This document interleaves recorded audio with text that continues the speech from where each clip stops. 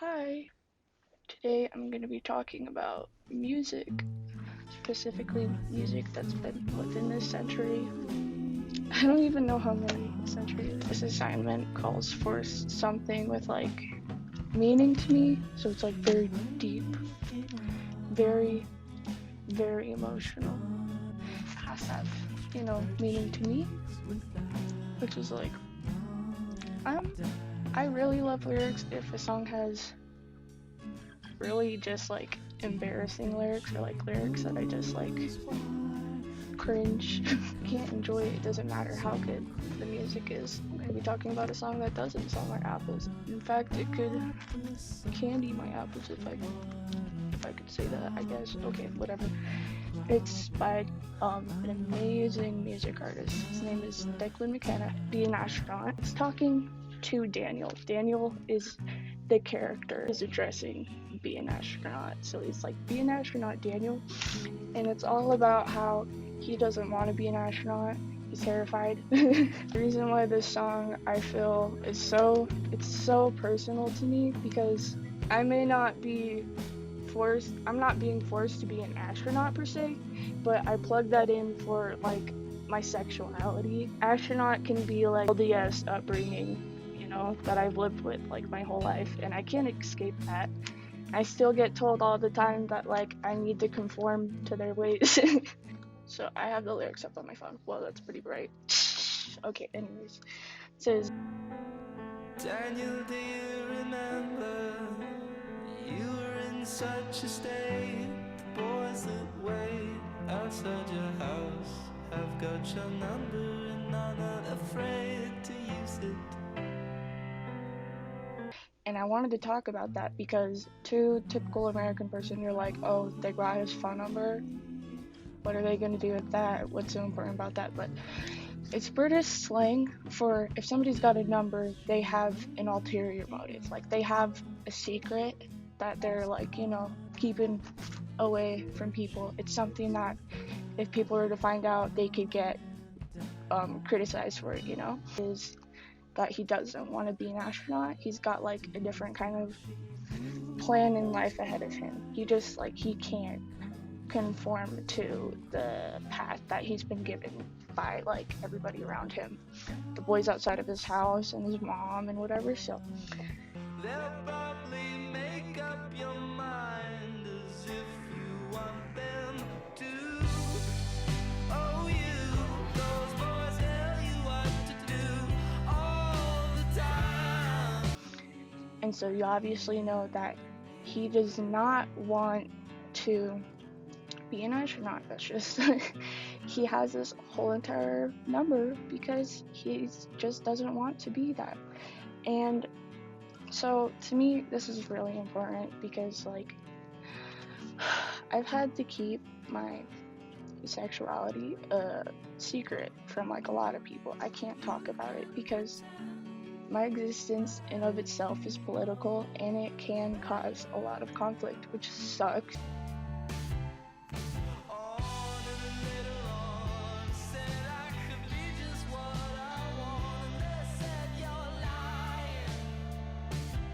They said the lie in of themselves the first time because if they were true to that, they would support you no matter if you wanted to be an astronaut or not.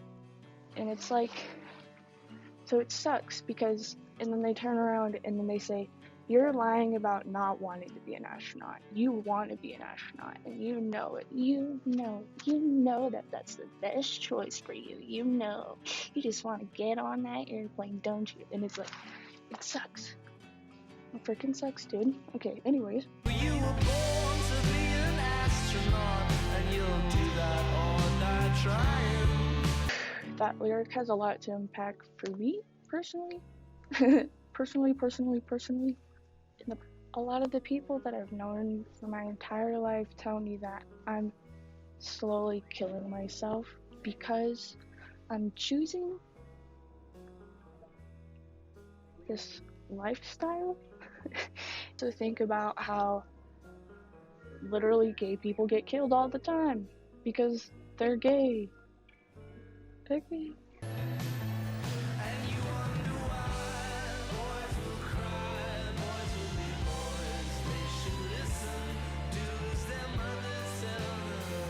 there's another thing that's kind of like hinting towards, I don't know,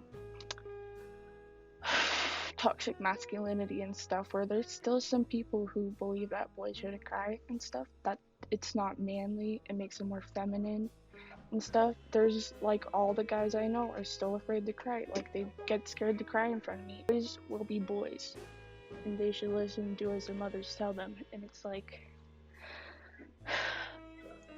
Daniel not wanting to be an astronaut is like, his mother is taking it as like an offense, like, oh, he's not wanting to be an astronaut because he's being a bad little boy and he's trying to be mean to me. And it's like, no, he just doesn't want to be a freaking astronaut. He doesn't want to go into space. He can't change that. As if not wanting to be an astronaut is his choice. If you know what's good for you, behave yourself this time for me. If you know what's good for you, don't lay around complaining all day.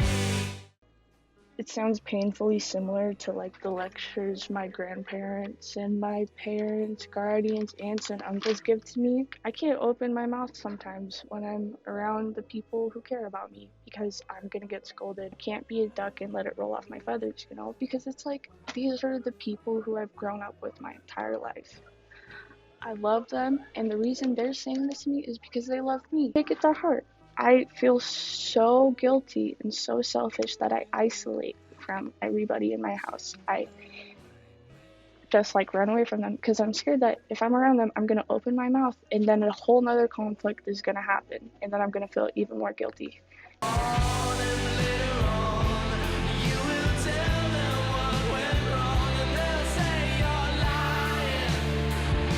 I explain why I isolate myself, and I'm aware that my presence is threatening to them in some shape or form because I'm not straight, and then they'll like respond with, that's a lie.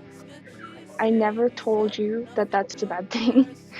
I've always supported you, and I will always support you no matter what lifestyle you choose. But you were born to be an astronaut, and you'll do that or die trying. I don't agree with your choice. There'd be nothing wrong with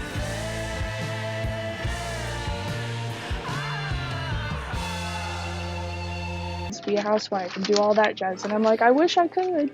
And like, all the guilt trips and the words that are thrown at me, I can't help but feel like I'm selfish, and that I already have anxiety, so it's like I'm walking around with bubble wrap around me. Have you ever seen Bubble Boy?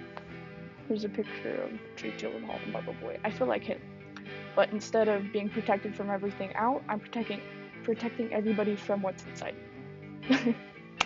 Well, that's all I have for you guys. Bye, Mr. Tarbit.